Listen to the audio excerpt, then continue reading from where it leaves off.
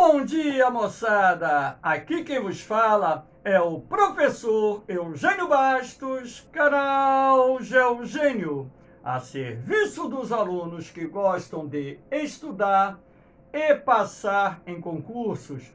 Moçada, vamos fortalecer o canal, se inscrevam no canal, dê aquele like, compartilhe o vídeo e ajude o professor Eugênio Bastos a democratizar o ensino da geografia. Moçada, no nosso encontro de hoje, iremos analisar um tema que tem caído em concursos, a questão da mobilidade urbana nas principais cidades do Brasil. Isso também se estende às principais cidades do mundo. Todavia, essa aula tem como objetivo analisar a questão da mobilidade urbana nas maiores cidades brasileiras. A mobilidade urbana constitui um dos problemas existentes nos grandes centros urbanos do Brasil. Espero que vocês gostem da aula. Havendo qualquer dúvida, pode tirar na parte dos comentários. Valeu, moçada! Tamo juntos e misturados. Aqui nós vamos começar a analisar a questão da mobilidade urbana, abordando que uma das suas causas está relacionada à questão da presença de ruas estreitas em várias cidades brasileiras. Essas ruas estreitas eram muito comuns e são muito comuns em cidades históricas, como, por exemplo, Rio de Janeiro, que é uma cidade que foi fundada há centenas de anos, São Paulo e Salvador e tantas outras cidades do nosso país. Então, a presença dessas ruas estreitas, essa imagem aqui é da Rua do Ouvidor, no centro da cidade do Rio de Janeiro, dificulta a passagem de veículos. E dessa forma, a presença dessas ruas estreitas, associadamente aos traçados dessas ruas, que dificultam o fluxo de veículos, acaba se constituindo num problema muito sério, que em muitos casos irá retardar o tempo de deslocamento, o tempo da viagem de um trabalhador, de um estudante que resida longe dos locais de trabalho e estudo, e fazendo com que essas pessoas percam muito tempo diariamente fazendo essa locomoção da casa para o trabalho, para a escola e vice-versa, naquilo que nós conhecemos como movimento pendular, aquele movimento normalmente diário, comum nas grandes cidades do Brasil e do mundo. Há de se destacar também que em relação à presença das ruas estreitas, nós temos que somar ainda o fato da geografia de determinadas cidades, como, por exemplo, a cidade do Rio de Janeiro, que é a segunda maior cidade do Brasil. Ela tem uma geografia um tanto quanto complexa, uma vez que na cidade do Rio de Janeiro existem muitos morros, a Baía da Guanabara, a Baía de Sepetiba, lagoas, que acabam também dificultando a implantação de vias de circulação que possam agilizar mais os sistemas de transporte. E muitas vezes obrigando, inclusive, o poder público a construir túneis para que essas ligações entre determinados pontos da cidade do Rio de Janeiro possa ser feita de maneira mais acelerada. O Rio de Janeiro é uma cidade que tem muitos túneis. O pessoal que não conhece a cidade do Rio de Janeiro não tem essa noção. Uma outra questão que envolve a mobilidade urbana, os grandes congestionamentos. Aqui nós temos uma imagem da cidade de São Paulo, onde pode-se perceber um grande engarrafamento. Esses congestionamentos são muito comuns nas grandes cidades brasileiras, principalmente nas vias de maior circulação de veículos, até mesmo porque a quantidade de veículos circulando cresceu muito, sem que, em contrapartida, ocorressem investimentos como, por exemplo, aberturas de novas vias que pudessem, facilitar essa circulação de veículos.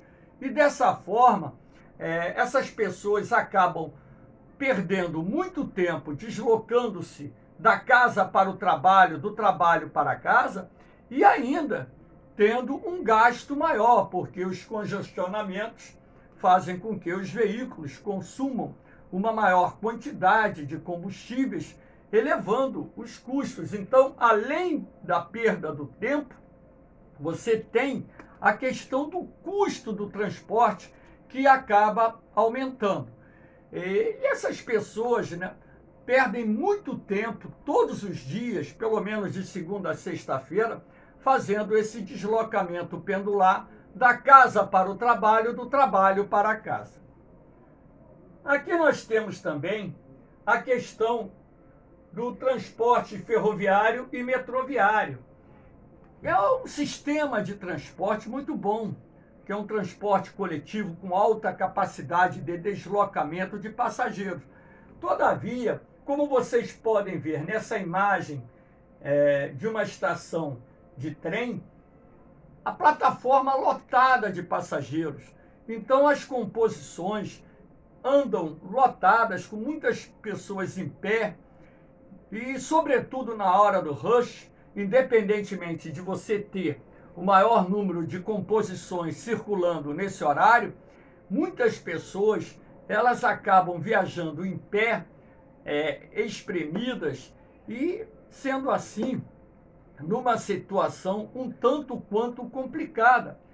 É um problema porque a expansão da malha ferroviária e da malha metroviária é cara e demorada. E hoje, para expandir uma malha ferroviária numa grande cidade é um tanto quanto complicado, até mesmo porque exige muito investimento. Então, procura-se, nesse caso, havendo disponibilidade de recursos, investir no metrô, não de superfície, mas no metrô subterrâneo. Uma outra questão que nós temos que levar em consideração, o transporte rodoviário, ônibus lotados, sobretudo na hora do rush, fazendo com que também muitas pessoas viajem desconfortavelmente nesses coletivos e, consequentemente, essas pessoas muitas vezes já chegam estressadas nos locais de trabalho e chegam também estressadas em casa ao retornar do trabalho. Eu sou uma pessoa que não dirijo, nunca dirigi na minha vida, não gosto de dirigir, então eu utilizo o transporte coletivo. Aqui no Rio de Janeiro, eu sou professor aqui na cidade do Rio de Janeiro, eu utilizo muito ônibus e trens. Só que no caso do trem, eu ainda dou sorte que eu viajo no contrafluxo, ainda vou sentado.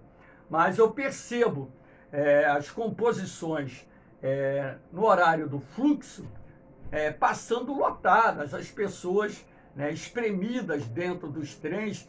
E o mesmo acontece lá em São Paulo, até porque a região metropolitana de São Paulo tem uma população que equivale a quase o dobro da população da região metropolitana do Rio de Janeiro. E dessa forma, não só nos trens, como também nos ônibus, você vê muitas pessoas em pé viajando desconfortavelmente. E, em cima disso, essas pessoas também já chegam relativamente estressadas ou em casa ou nos locais de trabalho. Então, pode-se perceber por essa imagem a quantidade de pessoas que se encontram num terminal, num ponto de ônibus, aguardando o seu ônibus para embarcar, ou para casa ou para o local de trabalho. Aqui não dá para perceber o horário dessa viagem. Aqui nós temos o transporte alternativo. O transporte alternativo ele cresceu muito nas cidades, até mesmo porque o transporte coletivo de ônibus, trens e metrôs não atinge muitas áreas onde se concentram, sobretudo, populações de menor poder aquisitivo. E em áreas dominadas pelo crime organizado, também a dificuldade, né, dos veículos, né, dos ônibus circularem, até mesmo porque a incidência de assaltos a ônibus é muito grande, o mesmo vem acontecendo a nível dos trens, muito assalto, pelo menos aqui no Rio de Janeiro, nós temos muito assalto nos trens, e dessa forma, muitas pessoas elas passam a utilizar o transporte alternativo. Na imagem superior, nós temos aqui um grupo de motocicletas, mototáxi, esperando passageiros, e na imagem inferior, uma grande quantidade de vans. Então, esse transporte alternativo, ele cresceu muito nos últimos anos, até mesmo porque, para preencher uma lacuna deixada pelo transporte coletivo de ônibus ou pelo transporte coletivo de trens e metrôs. E parte desse transporte alternativo, inclusive, ele opera na clandestinidade, à margem da lei, ou seja, em áreas, sobretudo, controladas por organizações de milicianos ou organizações de narcotraficantes, né? Existe todo um esquema que envolve uma estrutura um tanto quanto complexa, que eu prefiro até não falar para não me comprometer, em que esses meios de transporte passam a ser, né, a opção para muitos trabalhadores e estudantes se deslocarem dos seus lares para aquelas áreas onde eles podem pegar um transporte coletivo ou se deslocarem para os seus locais de trabalho ou estudo, quando esses transportes alternativos atingem essas áreas. Enfim, então aqui nós temos também as soluções para a mobilidade urbana. Uma das soluções encontradas, a implantação do BRT, que é uma sigla inglesa, traduzido para o português, transporte rápido de ônibus. O bus é de ônibus, então trânsito rápido ônibus, que é, na verdade, né, o significado, trânsito rápido para ônibus. E a gente pode falar também transporte rápido para ônibus, mas o significado em si é trânsito rápido para ônibus. Então, o que tem sido feito em algumas grandes cidades brasileiras? Tem implantado os corredores de BRT. Então, essas pistas de rolamento, elas são individuais. Aqui só circula o ônibus articulado que faz parte do BRT, que na verdade é um ônibus que a gente pode chamar de ônibus duplo. Repare que ele está parado na estação para embarque e desembarque de passageiros. Como no seu trajeto ele não vai pegar engarrafamento, esse sistema de transporte acaba reduzindo o tempo de viagem dos passageiros, sendo uma das opções plausíveis para, não vou dizer resolver o problema da mobilidade urbana, porque é um tanto quanto complexo, mas pelo menos para atenuar, diminuir, né, esse problema da mobilidade urbana. Aqui na cidade do Rio de Janeiro foram implantados vários BRTs e temos um ainda sendo implantado, que é o BRT da Transbrasil, que será importante para a ligação de municípios da Baixada Fluminense, bairros da Zona Oeste do Rio de Janeiro, ao centro da cidade, num espaço de tempo menor. Uma outra solução é o BRS, Serviço Rápido de Ônibus. Nesse caso, o poder público ele implanta as faixas seletivas, onde só ônibus, táxis e, em alguns casos, vans, ambulância, polícia podem circular. Então, essas faixas seletivas, você vê aqui a faixa azul, quando você tem numa rua, numa avenida, uma faixa azul, essa faixa azul indica que é uma faixa seletiva de ônibus. Isso também permite que os ônibus possam fazer suas viagens num espaço de tempo menor, até mesmo porque, como eu disse, os engarrafamentos encarecem o custo final do transporte e isso prejudica a rentabilidade das empresas. Muitas empresas de ônibus aqui do Rio de Janeiro estão em dificuldade econômica já há algum tempo. Várias empresas até encerraram suas atividades em função disso. Enfim, uma outra alternativa que nós temos é a expansão do metrô. A expansão do metrô é um tanto quanto complexa, uma vez que, primeiro, você precisa de um volume de investimento gigantesco, porque a construção do metrô envolve a desapropriação de vários imóveis. A obra é feita debaixo da superfície, abaixo da superfície, então você tem que abrir um túnel. O equipamento utilizado para abrir esses túneis, que carinhosamente aqui no Rio de Janeiro foram apelidados de tatuzão, né? São equipamentos vindos lá da Europa, muito grandes. Eles têm um custo diário gigantesco. É uma obra lenta, demorada, porque envolve ações de desapropriação, indenização. É uma obra que requer investimentos altíssimos que, em muitos casos, fogem do orçamento que uma cidade ou um governo do estado possui. Aqui no Brasil, nós já temos metrô funcionando há aproximadamente 50 anos, mas só que em meio século a expansão da rede metroviária nas principais cidades do Brasil, como São Paulo e Rio de Janeiro, se processou muito lentamente. São Paulo até tem uma rede metroviária muito maior do que a rede metroviária do Rio de Janeiro, até mesmo porque o estado de São Paulo é muito mais rico que o estado do Rio de Janeiro, contando com recursos que podem ser utilizados para a expansão da rede metroviária. Aqui no Rio de Janeiro, essas obras avançaram nesses 50 anos de forma muito lenta, mas o metrô do Rio de Janeiro também já transporta aí um grande número de passageiros diariamente. Aqui nesse mapinha da cidade de São Paulo, esses traços coloridos são as linhas, os ramais do metrô. Então, a cidade de São Paulo hoje tem uma conexão, um projeto de expansão da malha metroviária muito interessante, que vem suprindo, em parte, a necessidade dos passageiros que estão se deslocando da casa para o trabalho, do trabalho para a casa. Aqui nós temos também a integração dos sistemas de transporte. Temos essa imagem ônibus com transporte ferroviário.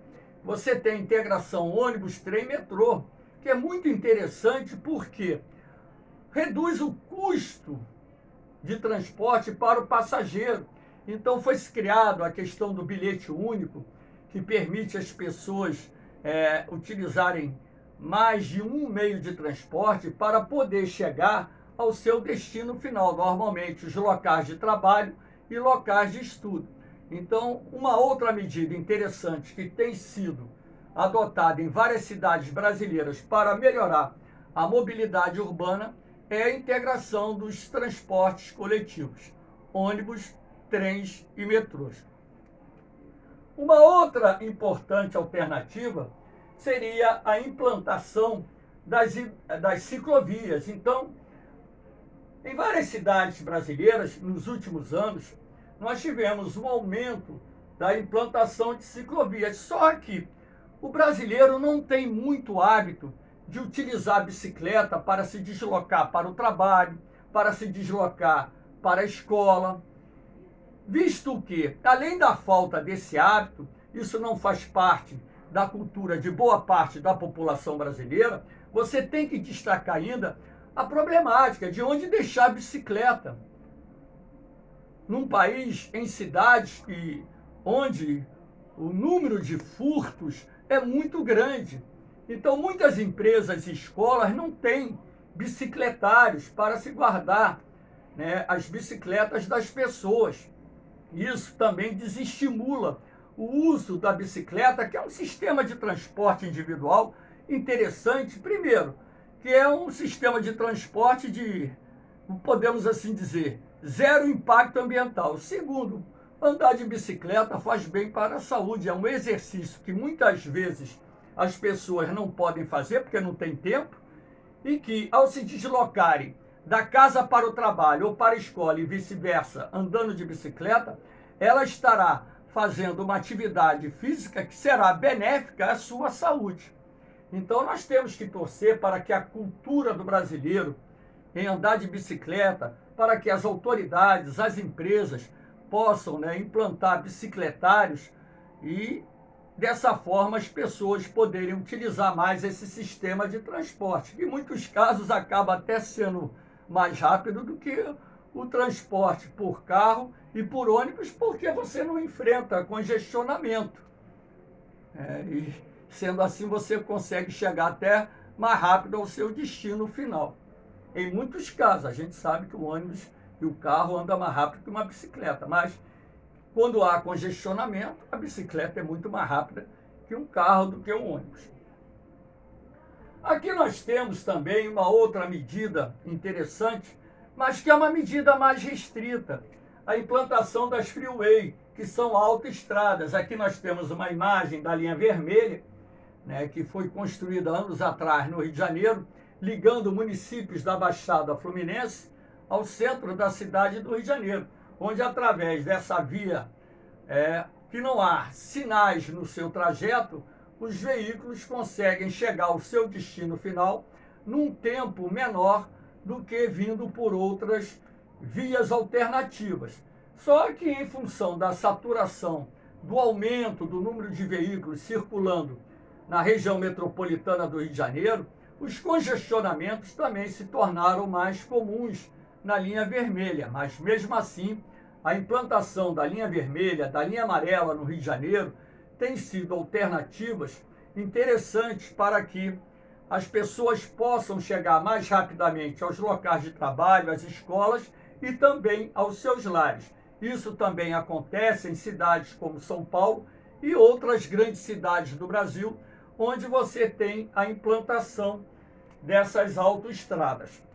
Uma outra alternativa também interessante seria a implantação dos veículos leves sob trilho, que, de certa forma, poderia atenuar um pouquinho essa questão do desconforto da mobilidade urbana nas cidades. Aqui no Rio de Janeiro está sendo implantado, em São Paulo. Aliás, no Rio de Janeiro já tem até um trecho em operação. Em São Paulo, você também já tem esse sistema sendo implantado, mas só que a capacidade desse sistema ainda é muito limitada e o número de usuários não é grande, mas, somando-se a outras medidas, é uma das medidas que pode ser adotada para melhorar a questão da mobilidade urbana nas principais cidades do Brasil.